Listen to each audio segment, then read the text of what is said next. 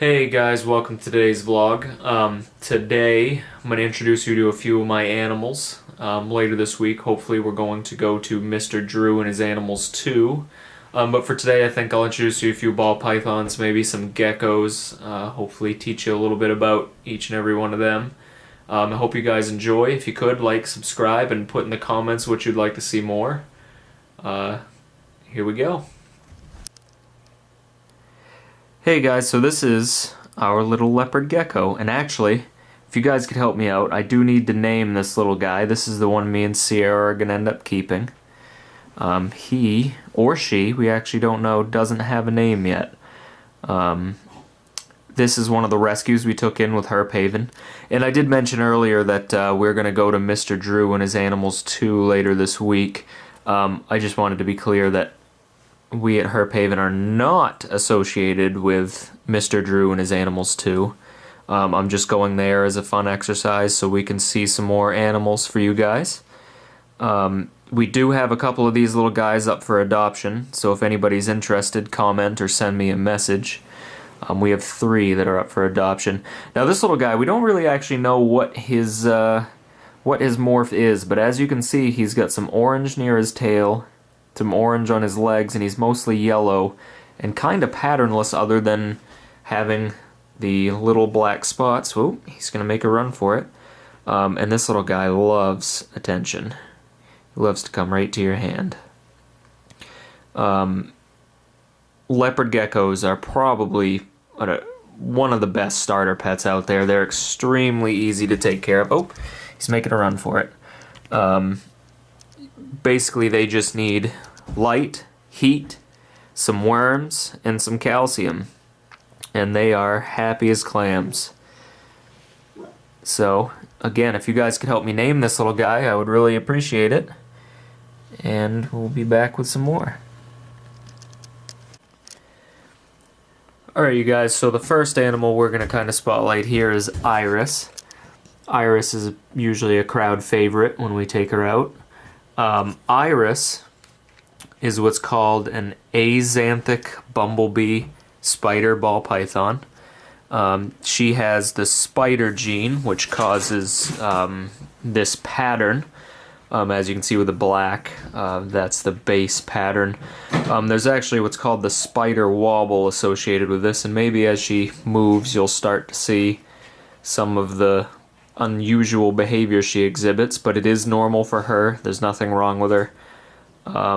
There's a lot of controversy on whether or not to breed this gene because of the neurological conditions that come with it, mostly with proprioception. Here she comes right towards the lens. So a lot of people say that snakes don't have feelings. Well, Iris knows my voice, and as you can see, she actively seeks me out whenever I'm in the room. Alright, let's see if we can get some of her movements. So the other part of her gene is axanthic. So axanthic means that she lacks red or yellow pigments. This dorsal pattern, that brownish gray you can see, should actually be yellow on her, but because she's axanthic, it actually comes out gray right now, and we're actually not sure what color she's eventually going to be. But as you can see, her movements aren't 100% normal for her species, but trust me, she's totally fine. She's doing great. I've had Iris for about 6 months now. She eventually may be a breeder. I haven't decided whether I subscribe to the don't breed the bumblebee gene or to breed it. We'll figure it out, I guess. But other than that, this is Iris. So everybody say hi. Say hi, Iris. Come here, sweetie.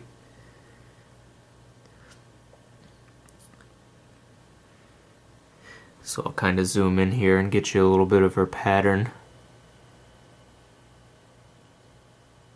The axanthic gene is a fairly new gene, hasn't been out for very long. I believe she's 2nd generation for this gene. Anybody that's not subscribed to my channel that just happened to hop on here, looking at axanthic ball pythons, when I initially got her, she was 100% black and white. There was no gray whatsoever. As she's aged, she was born on July 4th. As she aged, she started getting this dorsal white, brown, gray pattern.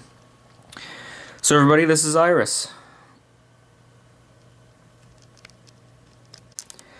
So one last thing about Iris, I just wanted to kind of talk about that spider gene. So I want to give you guys an example of what I mean by she has a neurologic condition. So proprioception is your ability to orient yourself in relation to your environment. I'm about to flip her upside down, and a normal snake will be able to flip themselves right side up immediately. And you'll see how Iris isn't really able to do that. Come on, sweetie. Well, she did alright right there, but as you can see, it was slow, it was cumbersome, and it wasn't just instant. So, come on, girl, where are you going? So that's kind of what's going on with the spider gene. Say goodbye, Iris. Bye, sweetie. So, here we have Poseidon. Poseidon's a coral glow pied ball python. And as you can see, he's on the move. So the pied gene is actually one of my favorite genes. And as you can see back here on the back end of him, he has this beautiful white, just pearl white section. So the pied gene is kind of incomplete, right? So it only expresses over a portion of his body. He's also a coral glow, which gives him this beautiful yellow and orange and gray color with these black paradox spots. Paradox spots are just spots that are paradoxes. They're not necessarily supposed to be there with the gene, yet they show up anyway.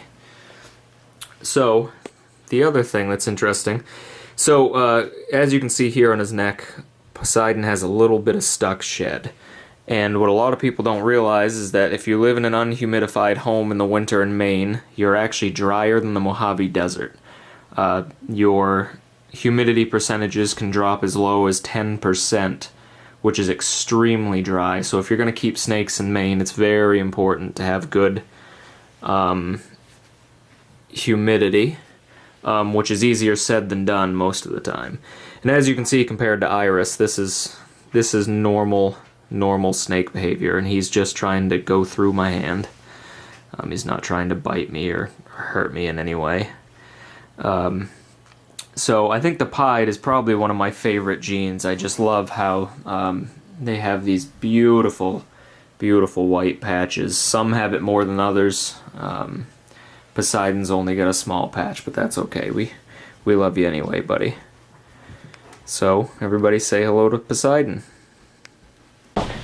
Hey guys, so the last animal I have here to show you is Marvin.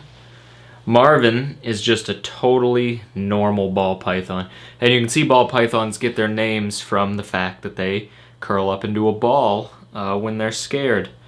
Their scientific name is actually Python regius, which they are initially called the royal python because in Africa, royalty, if you were royalty and a king or a tribesman, a tribe leader, you would wear a ball python like a piece of jewelry. And that's where they get their name royal python from. So as you can see from all the pythons I've showed you today, that they come in an assortment of sizes, shapes, and colored, and supposedly there's almost 5,000 different combinations of genes, phenotypic expressions, which is colors and patterns of ball pythons. I hope you guys learned something from today's video. Again, if you could like, subscribe, comment what you'd like to see more of. My next video I plan to show you some more animals, so some more of my animals specifically. So I hope you guys learned something new and have a great day.